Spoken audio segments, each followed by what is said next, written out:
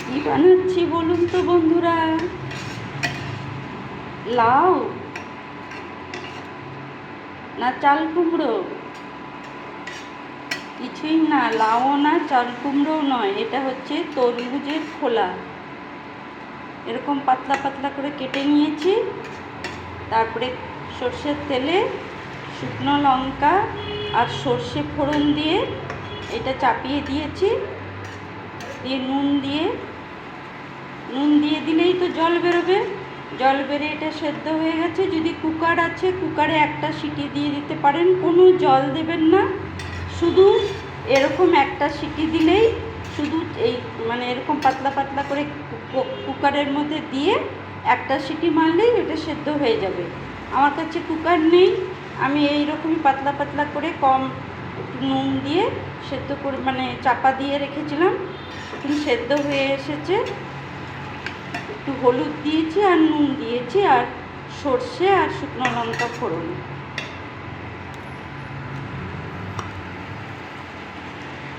আর অল্প জল আছে, আরও জল বেরিয়েছিল। এই সময় কটা মানে হাফ পেঁয়াজ কুচি দিয়ে দিলাম। পেঁয়াজ কুচি না দিলেও হয়, আমি শুধু করে দেখেছিলাম পেঁয়াজ ছাড়াও, সেটাও খুব সুন্দর হয়েছিল। আজকে একটু পেঁয়াজ কুচি দিলাম। এবারে আবার কিছু সময় চাপা দেব পেঁয়াজটা সেদ্ধ হয়ে যাওয়ার জন্য। সিমে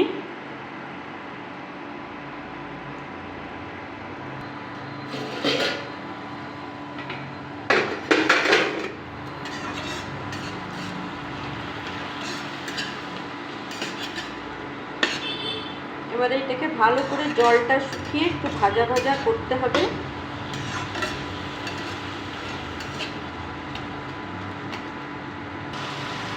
একটু চিনি,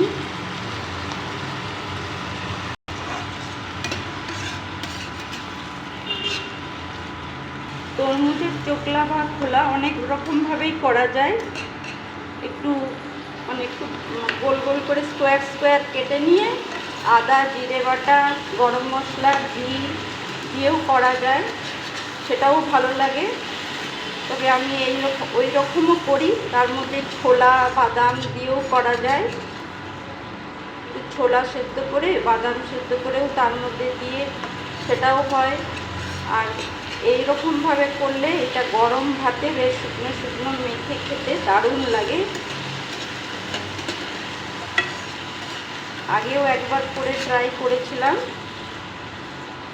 তখন ভিডিও বানাইনি, আজকে ভিডিও বানাচ্ছি।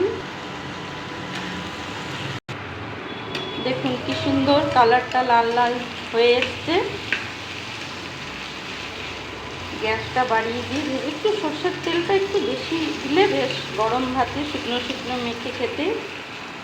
এই সময় একটুখানি সর্ষে গুঁড়ো জল দিয়ে বেশ সর্ষের গুঁড়োটা ভিজিয়ে নেব। এই সর্ষে গুঁড়োটা দিয়ে দিলাম। তারপরে এটাকে পুরো শুকিয়ে দিতে হবে, তাহলেই রেডি হয়ে গেল।